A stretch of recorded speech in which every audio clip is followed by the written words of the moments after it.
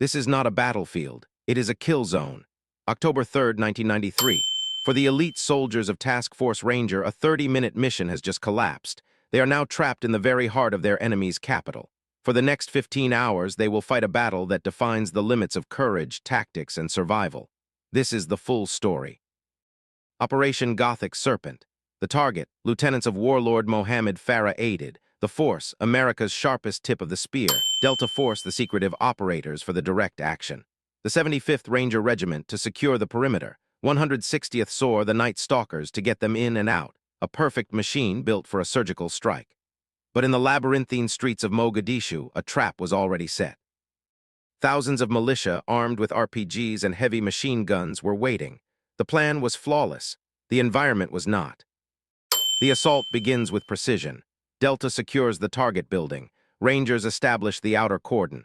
The first prisoners are seized, but almost immediately the city stirs.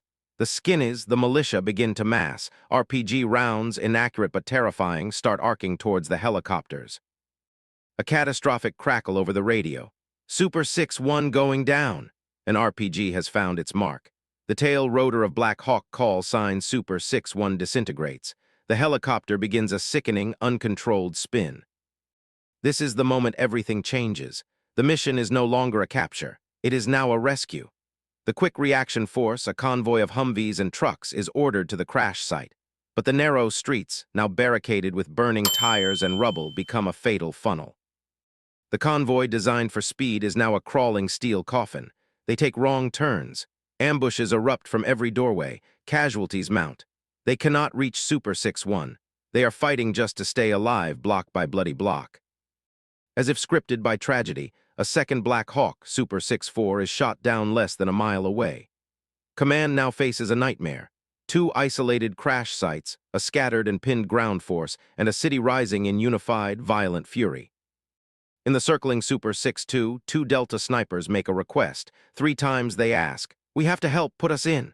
They know the odds. They are asking to be inserted into the heart of the inferno. Permission is finally granted. On the ground, reality is stark. The crash site is a bowl surrounded by higher buildings. Gordon and Shughart are outnumbered by hundreds. Their sniper rifles are for precision, not a sustained infantry fight. They use the Black Hawk's own mounted minigun until its battery dies. They fight with terrifying economy. Every shot is measured. They conserve their dwindling ammunition. They create the illusion of a larger force. For nearly an hour, these 2 men hold back an army. Their final radio transmission was simply the sound of gunfire. Master Sergeant Gary Gordon and Sergeant First Class Randy Shughart died protecting their fellow soldier. Their actions would earn them the Medal of Honor. For the wounded Mike Durant, capture was now his fate. As darkness envelops Mogadishu, a new kind of terror sets in. The large assaults cease. Now it's the pop of sniper rounds, the sudden rush of a probing attack, the agony of the wounded without morphine or evacuation. The survivors at the first crash site, now a mix of Rangers and Delta, dig in deeper. Across the city, the remnants of the convoy and other isolated chalk elements consolidate. They treat wounds with shreds of clothing. They listen to the cries for help they cannot answer. The longest night of their lives has just begun. Dawn on October 4th revealed the cost. 18 Americans killed, 73 wounded. But the relief force found not a defeated army, but defiant survivors who had held their ground against impossible odds. The Mogadishu Mile, the fighting retreat to the stadium, was a final testament to their discipline. Mogadishu was a tactical failure with a profound legacy. It rewrote American military doctrine, leading directly to the MRAP vehicles, better air support, and the combined arms approach used today. But more than that, it cemented a sacred truth in special operations. You never leave a fallen comrade. The courage displayed in those 15 hours remains the unbreakable standard.